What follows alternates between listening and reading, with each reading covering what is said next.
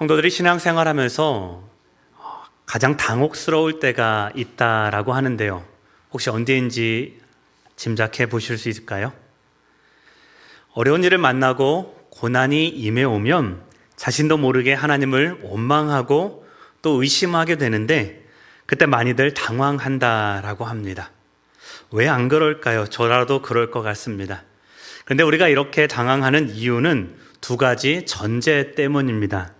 첫 번째는 우리에게는 신앙생활을 하면 모든 것이 잘 풀릴 것이라는 그런 기대가 저마다 있기 때문입니다. 은연중에 하나님과 일종의 계약을 맺었다라고 우리도 좀 생각을 하는 것 같아요. 내가 하나님을 믿고 예배하고 봉사하면 하나님이 내 삶을 온전히 인도하시고 책임져 주실 것이다 하고 생각하는 것이죠. 사실 이 말은 전적으로 옳습니다. 하나님은 우리의 모든 삶을 책임지시고 인도하실 것입니다. 그런데 문제는 하나님이 인도하시는 방법과 내가 원하는 방법이 온도 차이가 있는데 내가 하나님의 인도를 온전히 받아들이지 못하는데 문제가 있는 거죠.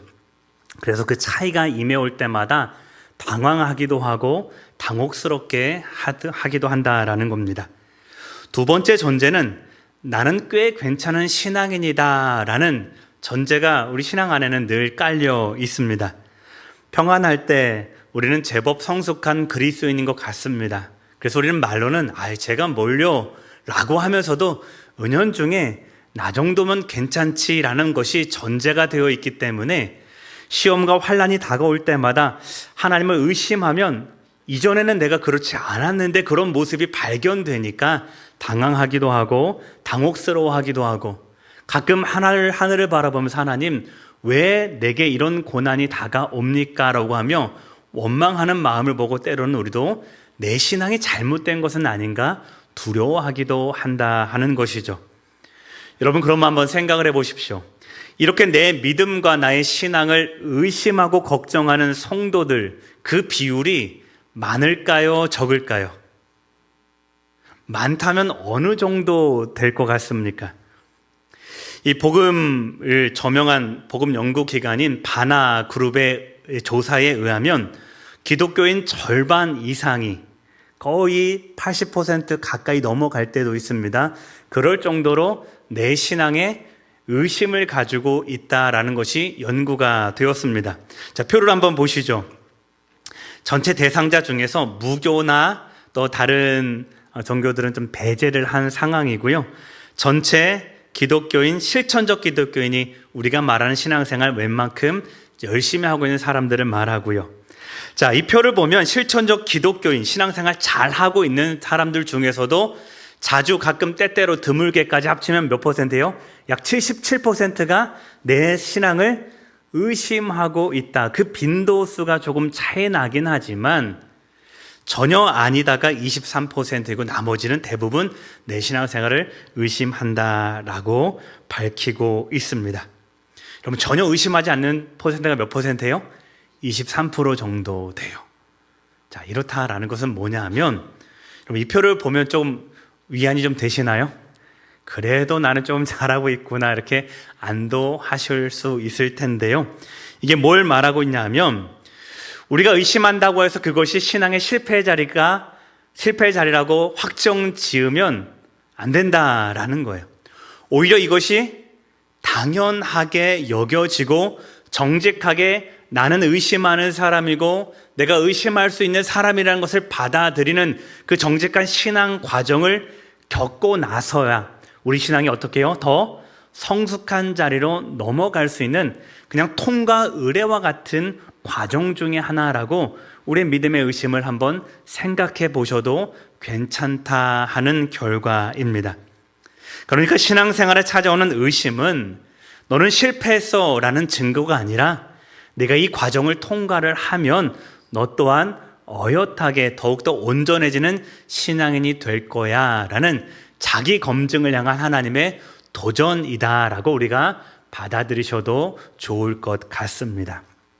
그런데 여기서 멈추시면 안 됩니다. 이 진단은 끝이 아니라 뭐예요? 나의 현재 상황을 파악하고 내가 어디쯤 와 있는지를 알게 하는 진단일 뿐이시지 이것 너머에 뭐가 기다리고 있습니까? 그러면 우리는 어떻게 살아가야 되느냐? 내가 지금 서 있는 이 자리를 발견했다면 거기서 머물지 말고 의심하는 이 상황에서 더 본질적인 문제로 넘어가야 되는 것입니다. 그래서 우리는 스스로에게 이렇게 물어야 되는 겁니다. 이 의심을 덮어버릴 것인가? 아니면 이 의심을 통해서 더욱더 믿음을 성찰해 갈 것인가? 이 둘 중에 우리가 하나를 선택해서 뭐가 나에게 더 어울리는 신앙의 정지를 향해서 내가 선택할 수 있는 문제인가를 다시 한번 돌아보고 깊이 성찰해야 되는 것입니다. 본문은 이런 질문 앞에 선 우리들에게 이렇게 묻고 있습니다. 너희 자신을 시험하고 확증할 것인가? 아니면 그냥 그대로 머물러 있을 것인가? 의심 자체가 문제가 아니라 그렇게 의심하고 있는 우리 신앙생활을 돌아보고 더 믿음의 정진을 이루어갈 것이냐? 아니면 의심하는 나인이 그 자리에서 나의 신앙을 내버려 둘 것이냐? 오늘 본문은 우리들에게 그것을 묻고 답하고 있는 본문입니다. 오늘 고린도후서 13장 말씀을 함께 읽었는데요. 이 말씀은 바울의 마지막 권면과 끝인사가 기록되어 있습니다. 이 마지막 단락은 지난주 말씀 살폈던 12장 14절부터 13장 10절까지 이 본론의 마지막 단락과 11절, 12절, 13절에 이르는 끝인사가 함께 어울려 있는 말씀인데 지난 시간에는 세 번째 방문을 위한 준비라는 제목으로 함께 살펴보았고요. 오늘은 교회를 향한 마지막 권면과 끝인사라는 이 소제목으로 우리가 오늘 내용을 함께 살펴볼 수 있을 것 같습니다. 자, 우리의 믿음이 머물러 있다면, 우리의 믿음이 의심하고 있다면 오늘 본문을 통해서 우리가 어떻게 신앙의 믿음의 전진을 이루어 갈지, 그리고 이 말씀을 통해서 들려주시는 교회 가운데 권면하는 바울의 마지막 인사는 어떤 것인지를 함께 듣고 우리의 믿음에 더 성숙해져가는 귀한 은혜의 시간이 되기를 소망합니다. 바울의 첫 번째 권면은 사도의 책임과 권한을 행사하겠다라는 경고의 말씀으로 시작합니다. 자, 바울은 이 본문의 마지막 단락을 적으면서 성도들에게 이렇게 말하는 거예요.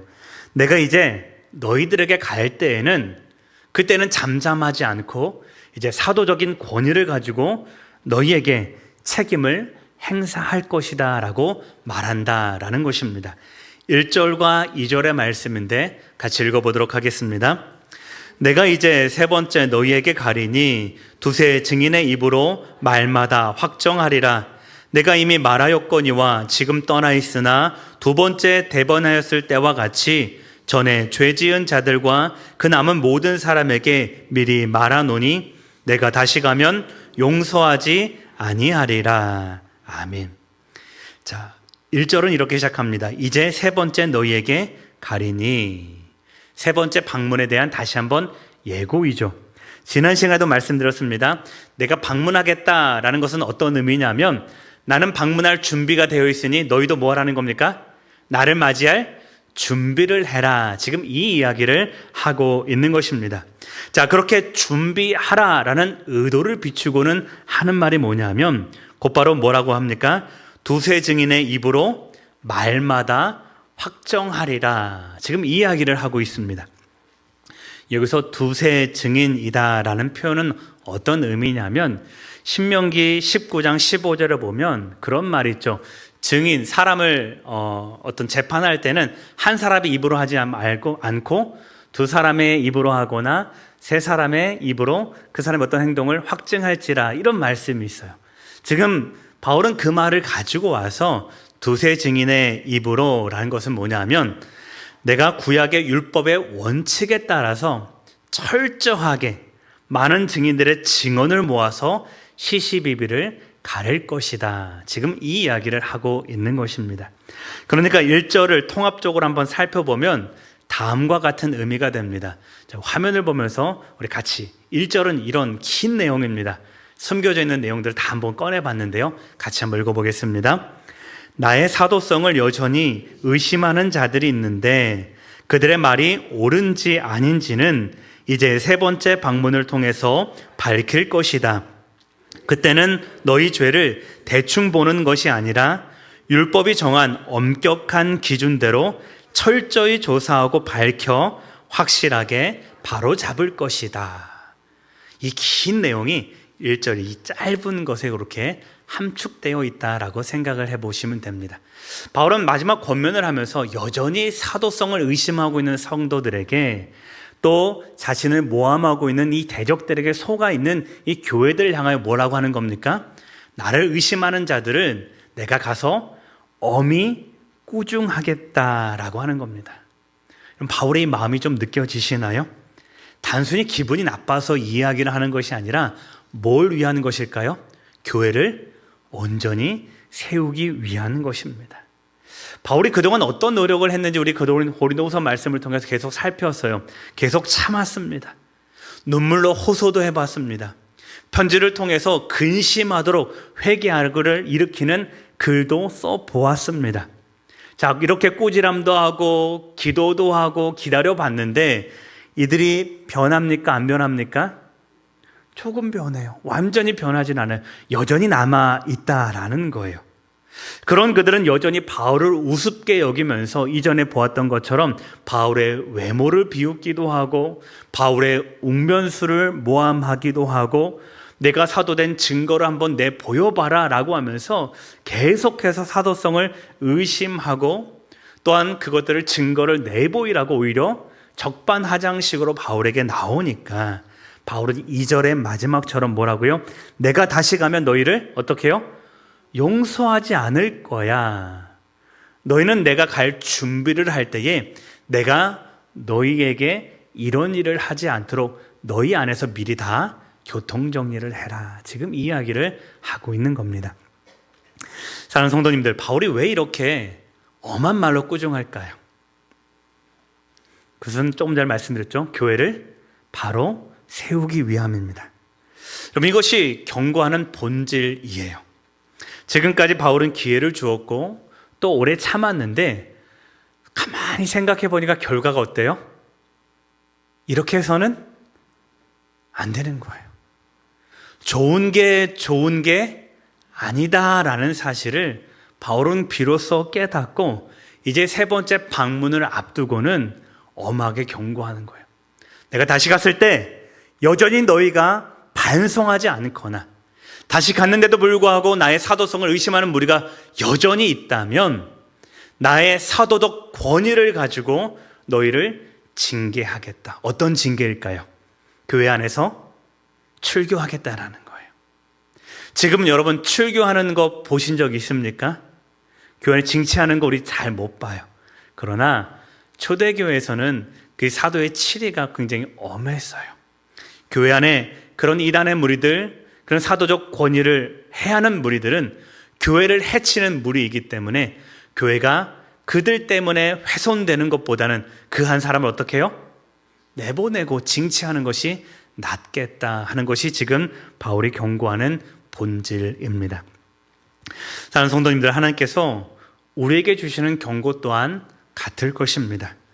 우리를 향한 하나님의 경고는 원래는 뭡니까? 우리를 무너뜨리기 위함이 아니라 교회를 바로 세우기 위함이다라는 사실을 여러분 기억하셨으면 좋겠습니다. 처음의 예화를 다시 한번 떠올려 보십시오. 제가 이렇게 말씀드렸습니다.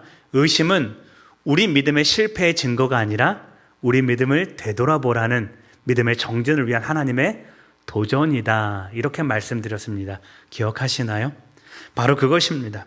하나님께서 우리에게 고난을 허락하시고 하나님께 때로는 우리가 의심의 상황 가운데에 하나님 당신을 의심하기까지 내버려 두는 이유는 다시 한번 그 모든 상황을 통해서 우리의 믿음을 돌아보고 다시 한번 믿음을 점검해보고 하나님 앞에 다시 한번 바로 서도록 하기 위한 믿음의 권면인데 거기에서 돌아오지 못하고 여전히 의심하고 여전히 하나님을 원망하고 하나님을 배역하는 그 자리에 서게 된다면 하나님 또한 우리에게 뭐라고 말씀하신다는 거예요?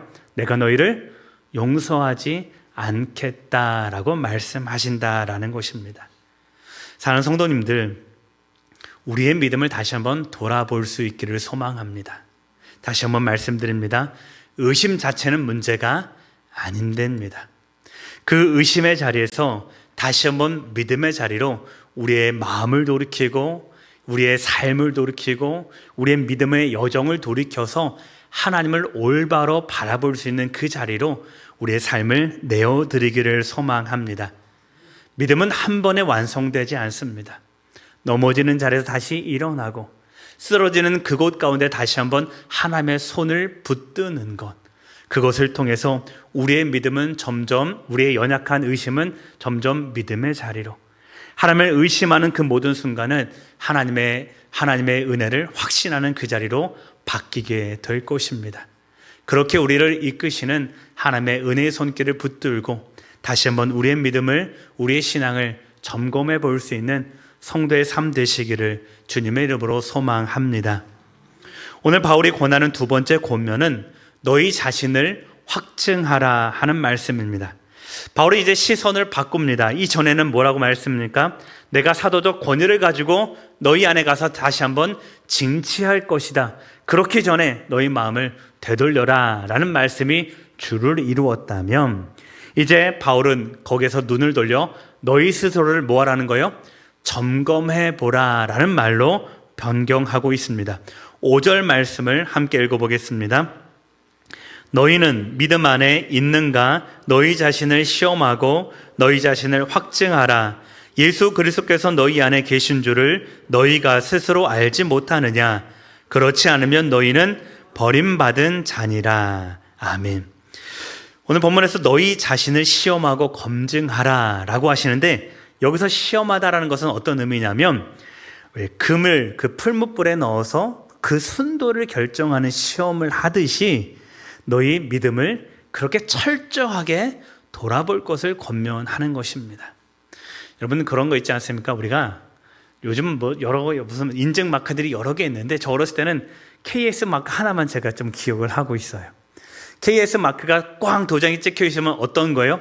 이것은 국가에서 보증하는 것이니 안심하고 써도 된다라는 그런 인증이지 않습니까? 당시에도 그런 것이 있었다라고 합니다. 도키마제테라는 이 인증이라는 뜻인데요. 뭐냐 하면 금을 불순물이 얼마큼 섞여 있는지 이 정도면 순금으로 봐도 되겠다, 아니다라고 금의 가불을 가리키는 그 확증의 도장, 그것이 바로 시험하다라는 말에 쓰인 말의 어원이라는 거예요. 그러니까 우리가 믿음을 바라볼 때, 우리 믿음을 점검할 때 마치 그 금의 불순물이 얼마큼 섞였는지 그 기준치를 초과하지 않도록 순도 있는 믿음인지 아닌지를 뭐라는 거 스스로 돌아볼 수 있어야 되는 거예요. 금이 정금이 되는 것처럼 철저히 돌아볼 때야 비로소 우리 믿음이 하나님 앞에서 확증된다라는 것입니다. 한편 확증하다라는 말도 마찬가지입니다. 그런 시험을 통해서 판별되다라는 이야기입니다. 즉 5절의 말씀은 예수 그리스도가 우리의 지식이나 또한 우리의 이론으로 남아있는 것이 아니라 무엇으로요? 삶의 증거로 드러날 수 있을 때, 그때야 비로소 우리는 믿는 사람이다 라고 하며 하나님께 인정받는다 하는 뜻이 되는 것입니다. 자, 여기서 우리가 놓치지 말아야 될 것이 하나 있는데, 바울의 의도입니다. 바울의 의도는 나 자신을 자꾸 정죄하라는 의도는 아닙니다. 정죄하지 말고, 정죄하는 것이 아니라 내 안에 누가 있는지, 그리스도 예수가 여전히 내 안에 머물고 있는지, 그리스도 예수가 내 안의 삶의 주인인지를 뭐 하라는 거예요? 확인하라는 거예요. 확증하라라는 거예요. 내 안에서만 머물게 하지 말고 밖으로 드러내어서 많은 사람들이 저 사람은 예수 믿는 사람이구나. 내가 저를 보니 예수가 이 땅 가운데 살아계시는 것을 내가 확인할 수 있겠다 할 정도로 밖으로 드러내는, 확증하는 삶을 살아가라 하는 권면이 5절의 말씀의 의미입니다. 자, 그렇게 확증된 믿음을 통해서 뭘 하라는 것이냐? 그것이 6절부터 10절까지 내 안에 확증된 믿음을 가지고 내가 뭘 할지를 계속해서 나열해 나가고 있는데 하나씩 잠깐 살펴보도록 하겠습니다. 먼저는 뭐 하라는 겁니까? 우리의 사도됨을 인정하라라는 거예요. 너희가 그 믿음이 확실하다면 우리를 뭘로 받아주라는 거예요? 사도로 온전히 받아주라는 거예요. 여러분, 이것은 무슨 의미냐면 내 권위를 인정하라 이런 말이 아니라 너희가 우리를 사도로 알고 우리가 가르치는 복음을 하나님의 복음으로 인정하고 받아들일 수 있어야 된다라는 거예요. 믿음은요, 믿음을 알아보는 겁니다. 우리 안에 믿음의 예수 그리스도가 온전히 내주하고 계시다면 그 믿음이 확실한 믿음인지 거짓 믿음인지를 분별할 수 있을까요? 없을까요? 있다라는 거예요. 그러니 우리의 사도됨을 온전히 받아들이고 우리가 전하는 복음 위에 너희의 복음을 온전히 일치시켜라 하는 것이 우리를 사도됨을 인정하라 이 이야기입니다. 두 번째는 뭘 합니까? 7절에 보니까 악에서 떠나 뭘 하는 거예요? 선을 이루라 하는 말씀입니다. 우리 7절 말씀은 같이 한번 읽어보겠습니다. 우리가 하나님께서 너희로 악을 조금도 행하지 않게 하시기를 구하노니 이는 우리가 옳은 자임을 나타내고자 함이 아니라 오직 우리는 버림받은 자 같을지라도 너희는 선을 행하게 하고자 함이라. 아멘. 바울의 마음이 좀 다가오시나요? 내가 너희에게 선을 원하는 것은 내가 사도, 내가 옳다라고 너희에게 인정받기를 위함이 아니라 뭐라는 것입니까? 오직 너희가 선을 행하여서 교회 다움을 드러내고자 합니다. 이 말씀을 전하고 있는 것입니다. 내가 옳은 자인지 아닌지는 중요하지 않은 거예요. 바울에게 중요한 건 뭐예요? 교회가 옳으냐 그르냐. 교회가 세상 가운데 옳은 무리들로 확증되느냐 아니냐가 중요하니 너희는 그것을 위해서 뭘 행하라는 거예요? 선을 행하라 하는 이 믿음의 권면을 오늘 하고 있다라는 것입니다. 바울이 품고 있는 이 믿음의 실체, 사랑의 실체가 무엇인지 이 말씀을 통해서 우리가 확인해 볼 수 있는 거죠.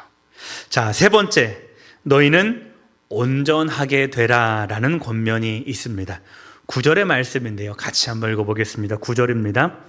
우리가 약할 때에 너희가 강한 것을 기뻐하고 또 이것을 위하여 구하니 곧 너희가 온전하게 되는 것이라. 아멘. 바울의 목회적 진수가 담겨있는 고백입니다. 이렇게 말하는 거예요. 내가 비록 약해 보일지라도, 내가 비록 약한 곳에 머물고 있더라도 괜찮다. 뭐 한다면? 너희가 온전해진다면. 그러니 너희가 온전하게 되라 하는 것입니다.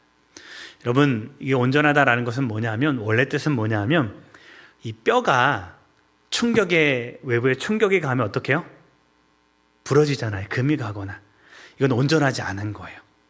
여기서 온전하게 쓰이라는 단어는 뭐냐면 갈라진 두 뼈가 하나로 연합되다 이런 뜻인 거예요. 그럼 이건 뭘 전제로 하는 걸까요? 바울의 마음에 교회가 지금 갈라져 있다라는 거예요.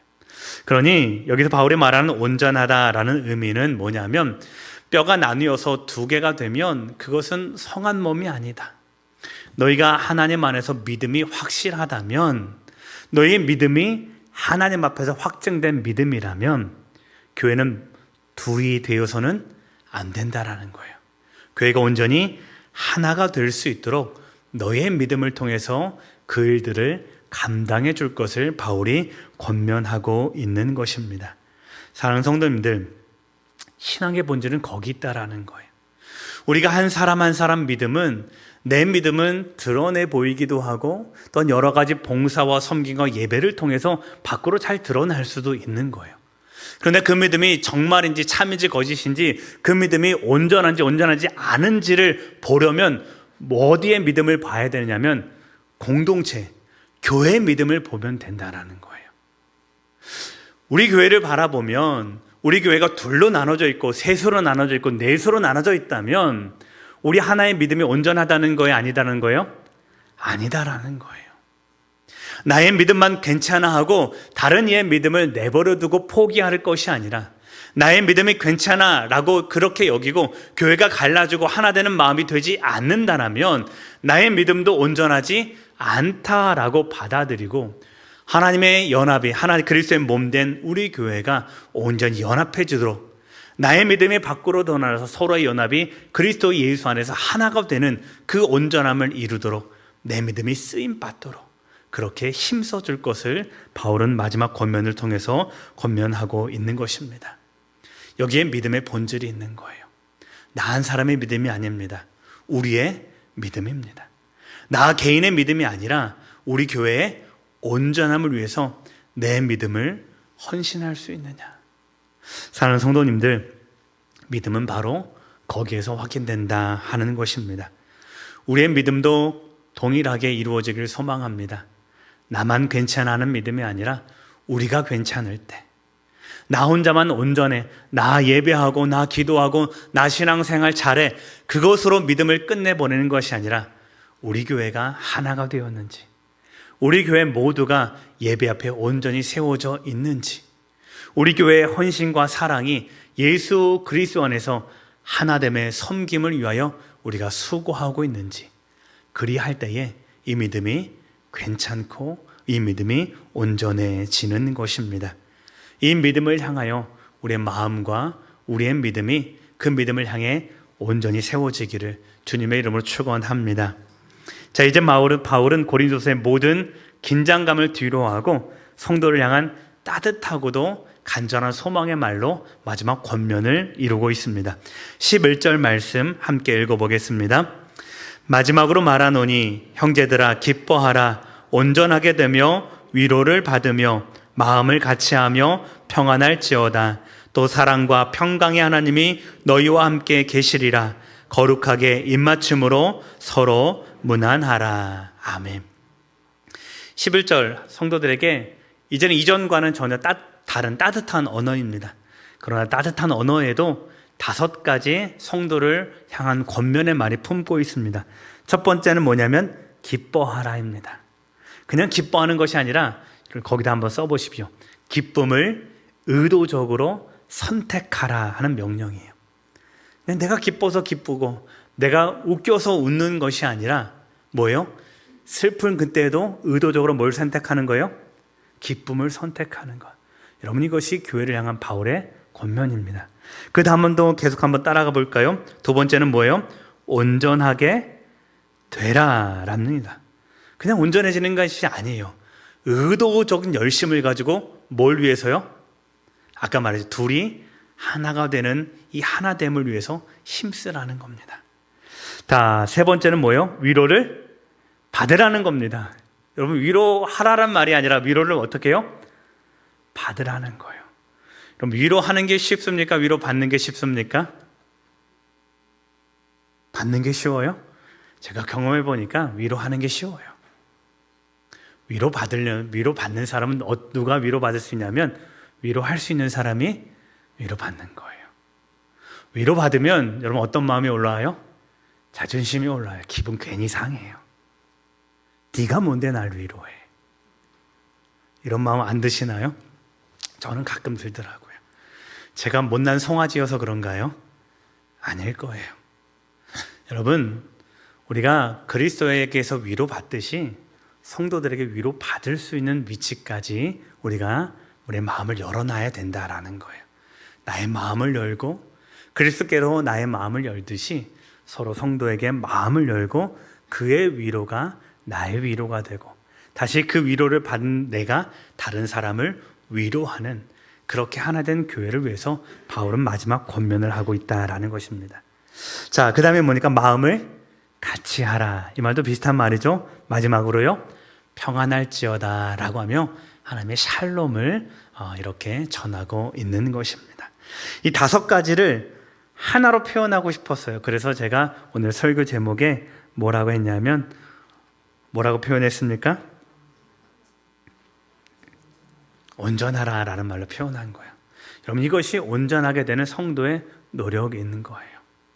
내 자신을 확증했다면 이제 성도의 온전함을 위하여, 즉 갈라지고 나뉘어진 우리 마음이 하나가 되도록 기쁨을 의도적으로 선택을 하고 온전하게 되는 연합을 의도적으로 선택을 하고 위로할 뿐 아니라 넉넉하게 위로하는 열린 마음을 갖고 그리고 주 안에서 평안하기까지 우리가 하나님 안에서 온전해지도록 힘쓰는 것, 여러분 이것이 오늘 우리가 감당해야 될 성도의 몫이요 하나님 나라 백성이 살아가는 삶의 방식이다라는 것을 깨닫기를 소망합니다. 이 마음으로 저를 한번 따라해 보겠습니다. 함께 온전하라. 함께 온전해지기를 힘쓰라. 그렇습니다. 성도님들, 이 온전함을 위해서 우리가 기쁨을 선택할 수 있기를 소망합니다. 이 온전해지는 것을 위해서 마음을 열어두시기를 바라고, 이 온전함을 위해서 그리스도의 평강이 우리 안에 내재하도록, 그리고 그 평강으로 서로를 대면하도록 하나님의 은혜와 사랑과 평강 가운데에 우리의 삶을 머물도록 기도하고, 또한 그렇게 살아가는 기독교인의 삶의 양식을 우리가 가질 수 있기를 소망합니다. 그런데 이것이 그냥 되지는 않습니다. 전제가 두 가지가 있어요. 첫 번째는 뭐냐면 이것은 나 혼자 이룰 수 있는 것이 아니라는 거예요. 여러분, 믿음의 친구들과 함께 이 일들을 이루어 가십시오. 또 하나는 뭡니까? 한 번에 완성되는 것이 아니다라는 거예요. 우리 신앙생활도 그렇듯이 교회 하나됨을도 늘 넘어지고 또 다시 일어나고 넘어지고 다시 일어나는 온전함을 향해서 방향성을 가질 때 교회는 비로소 하나님의 그리스도의 몸된 지체들로 하나가 될 수 있는 것입니다. 이 권면을 우리 마음 가운데 새길 수 있기를 소망합니다. 그리할 때에 나 혼자가 아니라 하나 되는 교회, 분쟁하는 교회가 아니라 하나님 안에서 화평하는 교회, 나 혼자의 믿음이 온전해지는 것을 넘어서서 교회가 예수 그리스도의 지체로서 제 기능을 온전히 발휘할 수 있는 교회가 될 것입니다. 오늘 바울이 마지막에 권면했던 그 권면처럼 우리 주 예수 그리스도의 은혜와 그리고 하나님의 사랑과 성령의 교통하심이 이 일을 이루실 줄 믿습니다. 그 은혜를 따라 살아가는 성도의 삶 되시기를 주님의 이름으로 축원합니다. 오늘 말씀 기억하시면서 함께 기도하겠습니다. 하나님, 우리가 주님의 뜻을 깨달아 회개하게 하시고 돌이키는 교회 되게 인도하여 주옵소서. 삶으로 확증된 참된 믿음을 소유하게 하시고 함께 온전해지고 함께 이 일을 이뤄나가는 믿음의 지체들 다 되도록 인도하여 주시옵소서. 이 제목으로 함께 기도하겠습니다. 사랑하는 주 하나님 아버지, 그리고 오늘 바젤의 마지막 권면을 함께 읽었습니다. 하나님, 우리의 믿음을 철저히 돌아보고 시험하여 점검하고 하나님, 우리 안에서 그리스도가 내재할 뿐 아니라 우리 삶의 밖에서도 예수 그리스도가 살아계심을 우리가 확증할 수 있는 믿음의 성도 될 수 있도록 인도하여 주시옵소서. 우리는 이 일에서 연약합니다.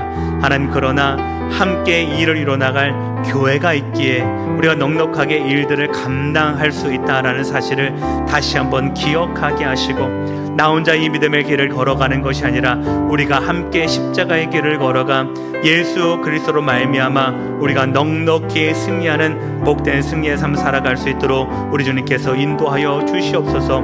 연약한 모든 지체들 능하게 하시고 기쁨을 선택하게 하시고 온유함을 선택하게 하시고 함께 마음이 넓어지고 서로 간의 성도의 믿음의 평안을 이루어 나갈 수 있도록 주여 우리 안에서 서로 위로하고 위로받는 복된 성도의 삶 될 수 있도록, 그리하여 하나님의 위로하심이 오늘 우리의 위로하며 교회를 하나 되게 하는 믿음의 기름을 다시 한번 믿음으로 고백할 수 있는 우리 성도와 또 아버지 교회 될 수 있도록 우리 주님이시여 인도하여 주시옵소서.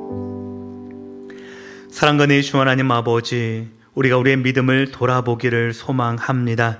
때로는 의심하고 때로는 넘어지지만 그것이 우리의 믿음의 실패가 아니라 다시 한번 시험하고 돌아보라는 하나님의 권면이요 초청인 줄 깨닫도록 인도하여 주시옵소서. 그래야 예수 그리스도와 일치하여 내 안에 그리스도로 가득 살아가는 것뿐만 아니라 그 그리스도를 밖으로 드러내어서 우리 삶이 주가 살아가는 온전한 믿음의 토대 될 수 있도록 인도하여 주시옵소서.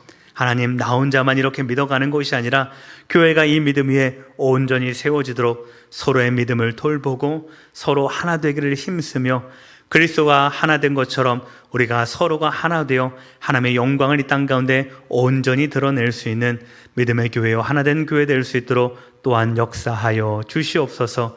그 일을 우리가 이루기에 자꾸 넘어집니다. 그러나 넘어진 그 자리에서 포기하는 것이 아니라 하나님이 오늘도 손 내밀고 계시다는 사실을 깨닫고 그 손을 붙잡고 다시 일어서 믿음의 온전한 길을 걸어갈 수 있는 성도요 교회 될 수 있도록 인도하여 주시옵소서. 감사하며 축복하며 존귀하신 예수님 이름으로 기도드리옵나이다. 아멘.